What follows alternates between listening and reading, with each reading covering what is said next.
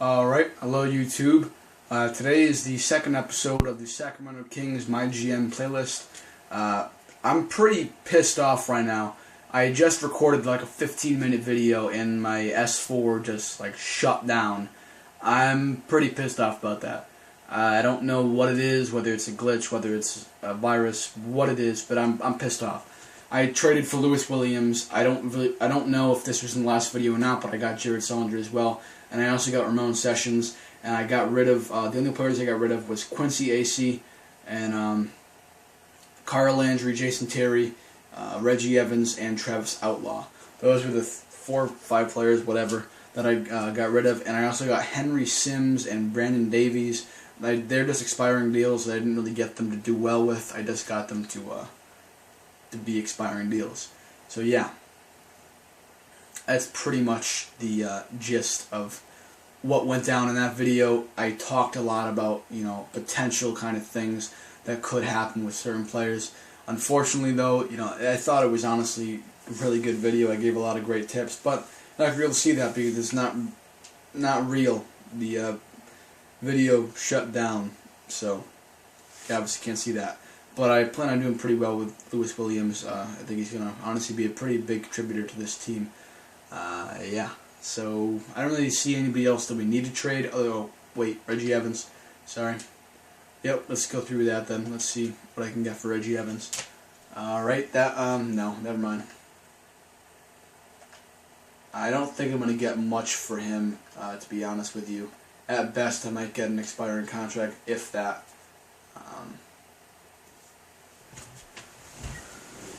To be honest with you, I don't really care as long as I can get an expiring deal, but I would like to get somebody who I can build with, who's going to be part of the future.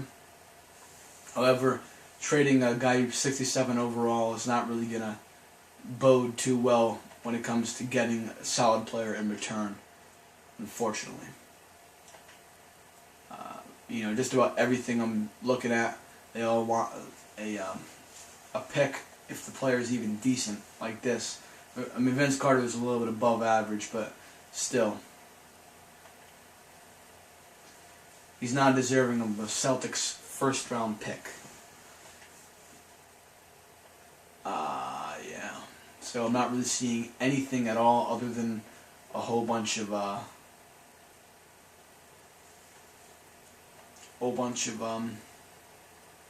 expiring deals that I could potentially get. This looks like it's the best trade, a cheap deal, an expiring deal. So that's honestly, that's the best deal so far. If I can't see anything else, then I'll get that. I'll go through that deal. If you were thinking about accepting any of these, best of luck to you, but I would not want to take on any multi-year contracts of a bad player, and I would not want to give up any picks. So that's just a little tidbit, if you will. This is the best trade, though. It's an expiring deal, a cheap contract. Doesn't really give us much, doesn't really take away much. It kind of just works out the contracts, and that's about it. So anyways, the coach did work out all the rotations, but I want to see, and so I can progress players into getting better. I want to get players the minutes they deserve. Yeah, we can keep all these minutes the same. I plan on using maybe Ramon Sessions as a backup in the future. Not really positive about that. Ben McLemore, he needs to get more minutes. Derek Williams can get that many. That's fine. I want to make sure players get the minutes they're deserving of. So these players honestly will drop down to like 2 minutes, just so my other players have enough minutes to progress as players. I promised the owner I would get Ben McLemore 26 minutes, so I'll give him 28, just so he gets more than enough minutes, And Derek Williams is the other guy who would want to get a little bit more minutes, and then obviously Orlando Johnson, I want to get him some more minutes. So hopefully he can get a little bit better. Actually, you know what? I think I'm going to go through and I think I'm going to get Ray McCallum some more minutes rather than Orlando Johnson. I think that'll be better, just because Ray McCallum's younger and he has a lot more to, not a lot more, but he has a little bit more to look forward to. Anyway, so the business, I know a lot of people who do My GMs, which is just about nobody. They don't really go through, and show you the different things that you should be doing. This is a bad team. Nobody's really interested, so you want to get people in the door. That's the main thing you want to do.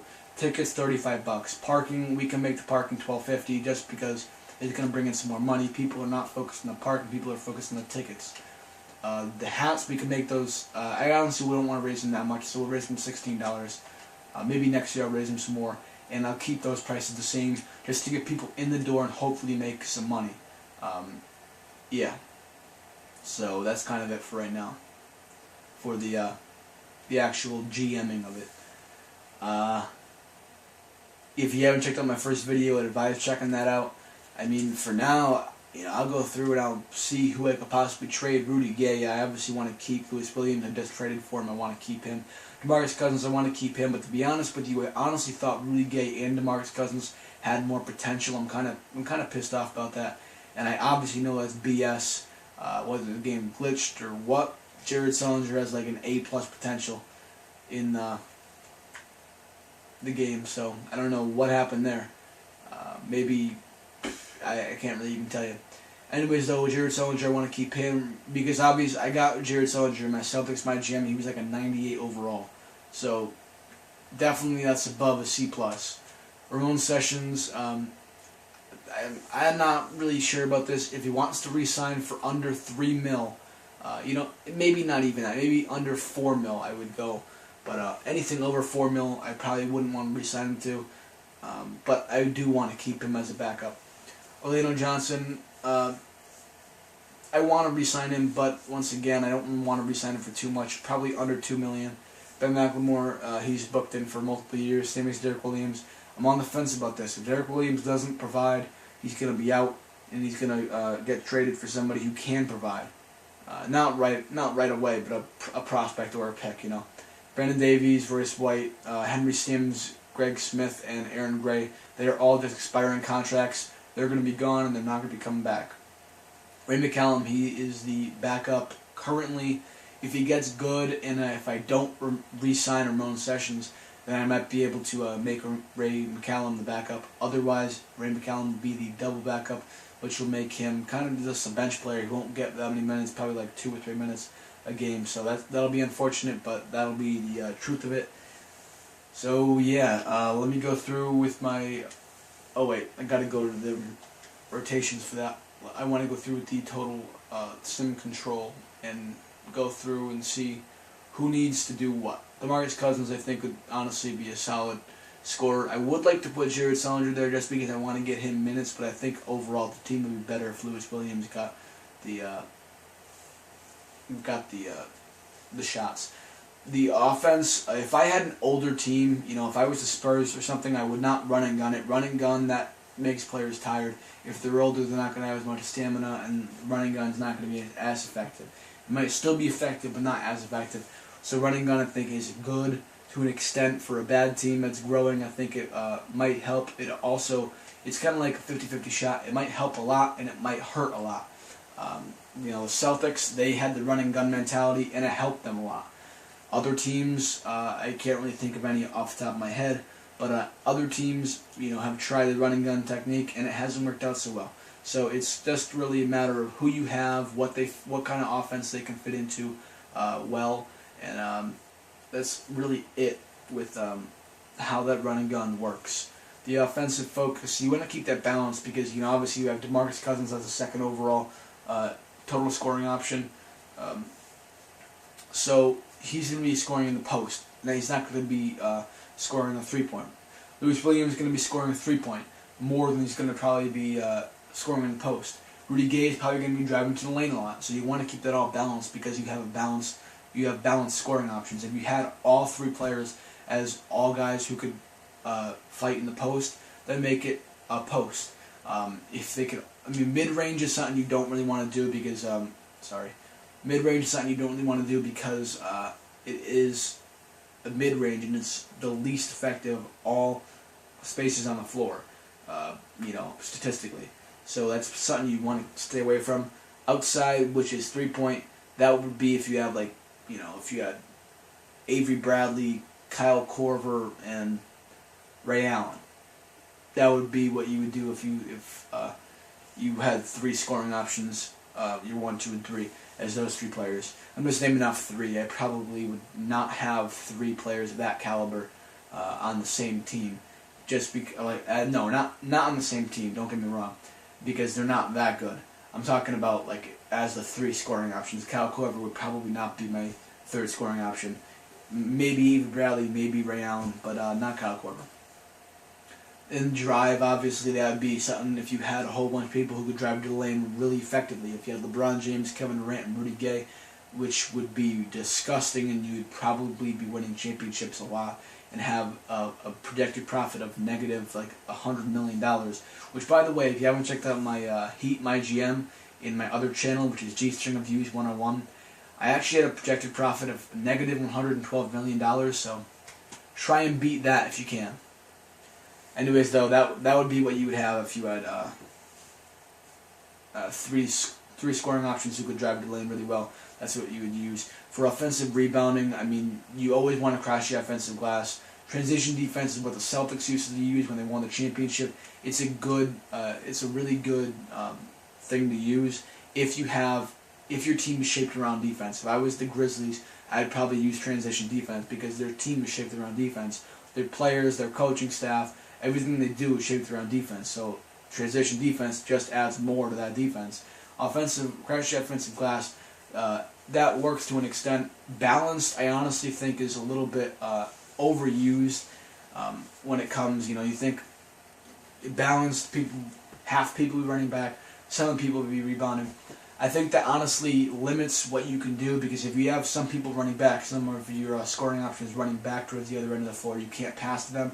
And if you are a big man, or you got the rebound 10 feet away from the hoop, well, now it's going to be a little bit difficult to cross over and drive to the lane, or because most centers can't really shoot a mid-range shot.